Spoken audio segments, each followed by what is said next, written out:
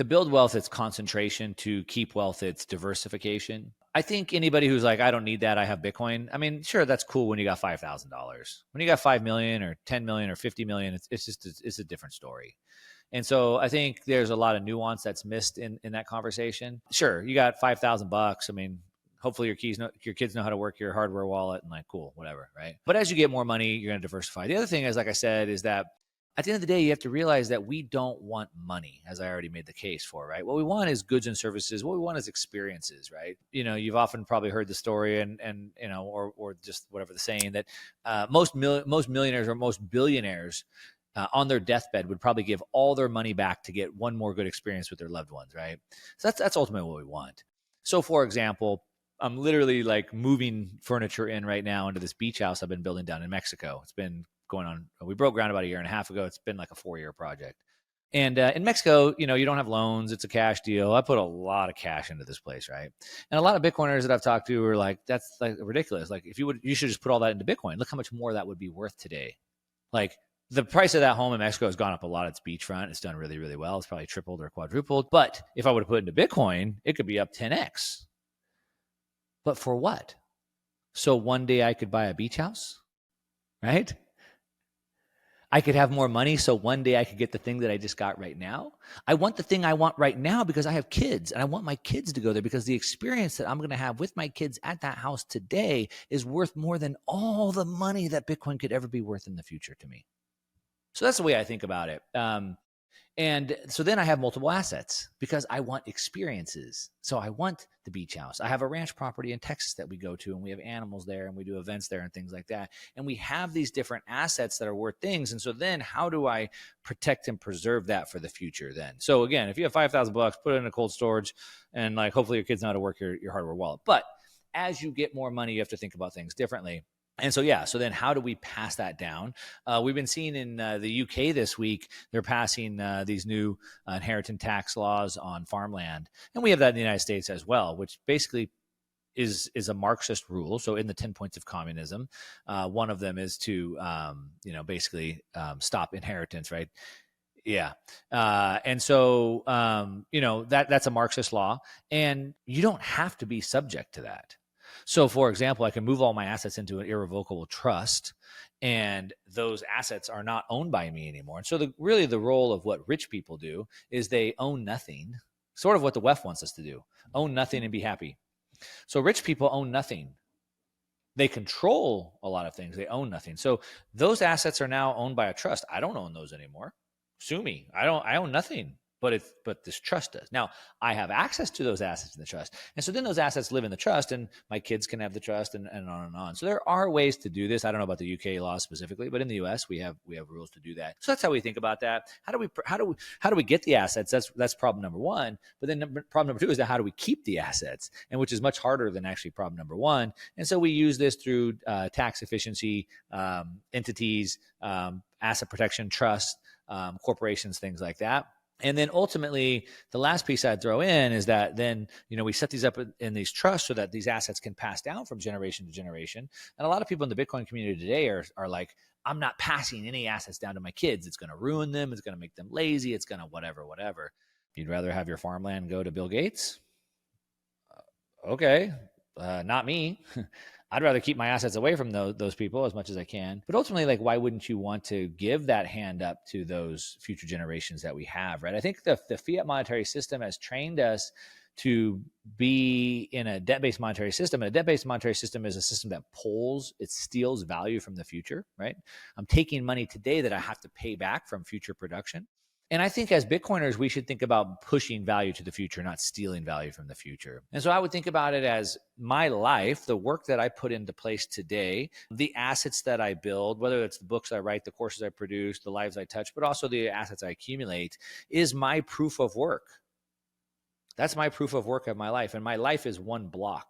And I hope that my kids and everyone else below me is the next block on the chain, and the next block and the next block. And hopefully over a long period of time, we build up, my Moss family legacy builds up a blockchain of life that is pushing value into the future, making it easier for each generation to succeed, as opposed to a debt-based monetary system that continues to steal value from the future and puts everyone at a deficit. And I think that's the way that Bitcoiners should think about this. I mean, we should have a low time preference, right? We should be thinking about the future. So why wouldn't we think about that for the future? And then the next question is, well, then, but that's going to make everyone lazy. And then we can talk about we use something called a family constitution. And so every person in the future that would get access to the trust has to abide by the rules and the laws of that constitution, similar to how we have one in the United States. So there's lots of ways around that, but that's sort of how I think about that legacy wealth. And really, it's just the overall mindset I have of how I think if we don't want to operate in the fiat world, then we shouldn't have a fiat mindset towards the future and future wealth either. What's your Bitcoin prognostication in the sense of, do you think capital gains will be removed? Do you think we'll be able to 1031? Like, what do you see from everything you've seen and heard and people you've talked to? How do you see this kind of playing out? And will this, and then that coupled with tax cuts, whatever, is it going to be a growth, GDP rising that's going to help us really get out of what we're in and in this melt up, I guess? So how do you kind of see this playing out? Well, I mean, that's a really big question. Try to bring a little bit of shape to that. Let's talk in time frames. So what do I think happens over the next 5 years and maybe over the next 10 years? Maybe we can kind of look at that. I would say, no, I don't think in regards to the debt situation that we have, I don't think there's any answer for that. There's no short-term answer for that. And there's probably no long-term answer for that. Ray Dalio frames it up. There's a lot that Ray Dalio has done that I think is brilliant. And one of it is that he talks about there's only 4 ways out of debt when we get to this level. And that's default. And again, as I showed, there's no historical precedent for that. That's not going to happen. You could tax your way out of it, but that's just not going to work. There's not enough money to be taxed. You can grow your way out of it, or you can just inflate your way out of it. And so really, it's probably a combination of a couple of those. So there's no way out of the debt situation. And whether it was Trump or Kamala, I mean, the debt situation was not going to be solved. There's just really no way to bring the government back to a budget without crashing everything. You just can't do that. So I think ultimately, this is probably going to continue to muddle along. I think Trump will probably increase the budget more than any president before him, just like every other president before him has done more than the president before him. So I think, we'll continue to see the debt go up. I expect inflation to continue to go up, partly one because of the massive amount of debt that we'll continue to bring on, the fiscal spending, et cetera, the fiscal dominance, but also in addition, because of the decentralization that's happening. So as the world continues to break apart, and I think there's less and less cooperation, then supply chains will be impacted. There's a lot of onshoring and reshoring to make America great again. Even Biden was trying to do that as well with the CHIPS Act and things like that. And so as we start to re-onshore and nearshore things, that's going to push the prices of things up. So I think the future is highly inflationary for both of those two reasons, and they're not tied to each other. But I do think that we could be on the precipice. I'm optimistically hopeful of this, that we're on the precipice of a new renaissance. We saw Vivek Ramaswamy. I had him on my channel talking to him, and he thought we could grow our way out of this debt. So we have the debt problem, and the debt problem is not going to be solved. But what we really have is the debt to GDP ratio. And so the debt to GDP is two things. It's debt and GDP. So we could still theoretically have the debt going up, but GDP growing faster, to bring the ratio from 120 down to 100, down to 90, down to 80, and bringing it back down to a more manageable level. Vivek Ramaswamy said that he thought we could do that if we would unleash the American economy, if we'd peel back all the regulations, take the boot off the neck of entrepreneurs and business people, we could have this economic boom. And at a time when, Luke Gromman always talks about, unless we have some efficiency miracle, so we have AI coming onto the scene, and then we need an energy miracle. And Trump says, drill, baby, drill. Like he wants to unleash the energy in the U.S. and not just gas and oil. We really need nuclear.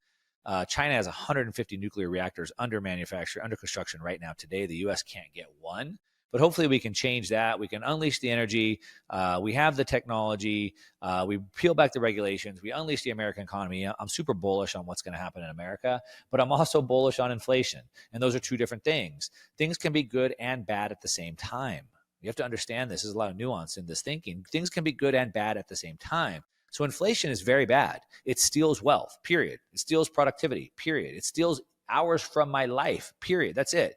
It's extremely harmful to the poor people. But at the same time, the governments want inflation because they inflate away their debt. Well, the good news is they inflate away my debt as well. So I could use inflation to my advantage. I don't want it. I want to end it. But while it's here, I can use it to my advantage. And so while inflation is certainly a bad thing, it's also a good thing.